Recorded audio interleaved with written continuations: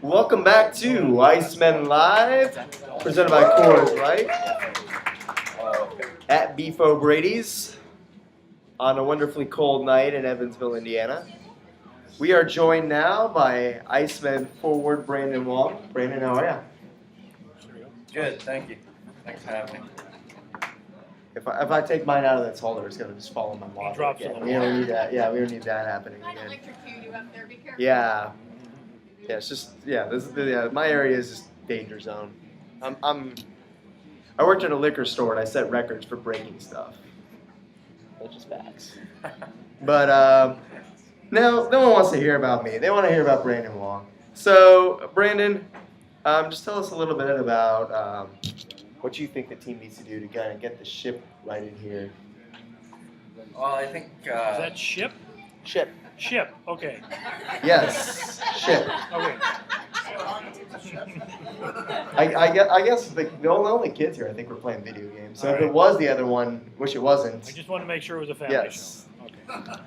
Yes, it was. yeah, I think it's still early in the year here. We played 10 games now, and we still got plenty to go. And I think we just need to gel as a team, and we just got to take the positives out of what's happened over the first 10 games and come together. And it's one thing to start out maybe hot at the beginning of the season, but ending cold, right? I think if we hit the playoffs running, you never know what can happen. So hopefully we come together as a team. We saw that last year. Mm-hmm. Yeah, Cold at sucks. the end of the year. Yeah. Well, we'd rather have the cold streak now and then definitely the hot streak come April. So. Yeah, I think that's when you learn, is when you make your mistakes, especially not as individuals but as a team. And like you said, when things aren't going right, we see what individuals and what our team is made of. So you got to take it with what it's worth and just keep going and battle through it. You mentioned kind of gelling as a team, and got to drive you around pretty much this entire weekend. And I saw kind of the way it seemed like the young guys were kind of looking up to you. Have you kind of taken on like a leadership role there as mentoring some of the younger guys on this team? Yeah, this is my 5th year pro and 4th year in the ECHL. I've been hanging around with some of the young guys quite a bit, and I don't know, maybe have always attracted the younger guys that way or something, but I like school and hanging with some of the younger guys. But I just like to pass on my past experiences and even learn from them as well. And we just like to have some fun with that. Now you're here with one of your former college teammates, Zach Curry. Was that something that kind of attracted you to this team when you wanted to play with Zach at this level?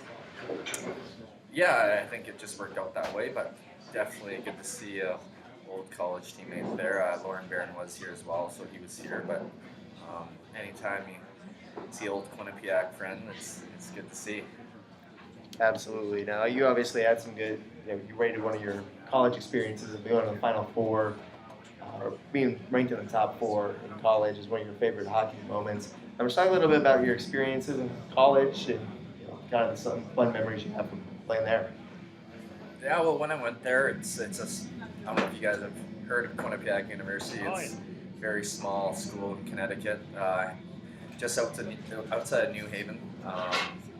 Nice arena. Yeah, very nice arena. So we moved into the new arena in the second semester of my first year, which was 07, and they got a very nice rink there right now. And they're a growing program that's done very well in the past few years. When I graduated 4 years ago, 2010, and I think there's about 7,000 to 7,500 students, undergrad students there right now, and I think it's known for its business program and nursing program there.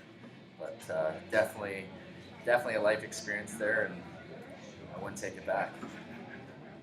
Wow. You just rattle off the facts like that. You worked for the admissions program there. It was as good as you're I've been a getting there. recruiter before.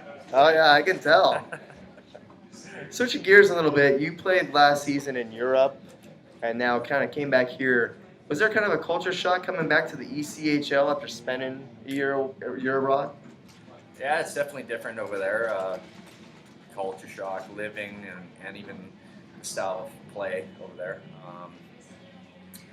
I played in Sweden and Denmark, and I found in Sweden, where I was, it was only a small town of 3,000, and another small town close by was about 20,000. I just found like they're laid back people, very polite, and really into their families. The Danish, they were a little louder. I only spent 6 weeks there, but yeah, the language was different, but they all knew their English and stuff, so that made things a little bit easier. Which is your favorite of the two places? I have to ask one question first, sorry. Go ahead. You were in Sweden, right? Yeah. Did you go to the ABBA Museum?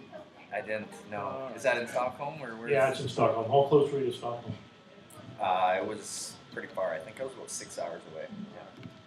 But, Any ABBA fans out there? Thank you. Okay. All right. He's too young for ABBA. I guess. But they do have a museum now open. So. Is it true about Swedish girls? very true. Right, let's make it sweet. I'm resigning. Yeah. Okay. Right, could be marketing director for the Swedish team this year. Yep. Good questions there. Actually, I went to Croatia, and when I was there, I found a lot more reasons why Cal Heater could have gone there while I was there. But going back to Brandon here, which was your favorite of the two places that you were at, Sweden or Denmark? I like Sweden better. I got to visit Gävle, which is up north, 2 hours of Stockholm, and Stockholm during Christmas, and I thought that was a pretty cool country. Like I said, it was laid back, and even traveling on the highway sometimes it was pretty boring. There's not too much on the side of the highway. It's like just 2 lanes going each way, and yeah, a lot of farmland there. But I found that was really different. Sounds like a very interesting place. Going back here, did you notice any sort of adjustment that you had to make coming back into the ECHL, coming from that European style? Yeah, it's different over there. About half the guys on my Swedish team, they work during the day. Some of us would do 2-a-days. Some of us would skate in the morning one day and work out the next. And the guys that had to work, they would just do their workout before practice. We practice at 5 o'clock every day, so that was something that was pretty different. No pregame skates over there. Yeah, so it's just different preparation for practices and games. Interesting. Now, you mentioned kind of the working out process. Now, you seem to be a guy who's kind of a health nut to me. Like you were very focused on nutrition this trip.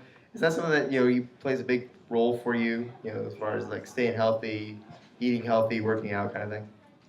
Well, I wouldn't say I'm the healthiest guy, but I always trying to improve in that department.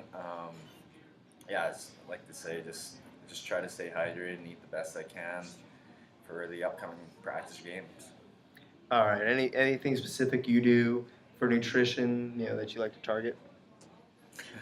Well, I like pasta, chicken before game nights usually. Okay, good to know. I only ask. I see you at the gym all the time, but thank you for taking a break from your workout to come up here. Yeah, I actually just came from the gym before this. So Oh, nice. with Perfect. a bunch of the guys. Yeah. All right, we'll pass Jim the mic there. Dwight in his session talked about the transition coming from either college hockey or junior hockey to the pros. You went from Quinnipiac to I think Grand Rapids was your first stop, maybe? Yeah, for 3 weeks. For 3 weeks. What were the adjustments you had to make going from a college program to the professional world? Yeah, that was a blur. It's definitely just trying to take in as much as possible and learn from the guys there. You had some big name guys there. Jakob Kindle, who's a D-man on Detroit. Justin Abdelkader, Brad May, and the other big names as well there. And I was fortunate enough to just learn from them, practice and off ice. So yeah, it was a neat experience. Well, I've talked more than enough in this interview segment, I think. Any more questions from you, Jim? How about the fans?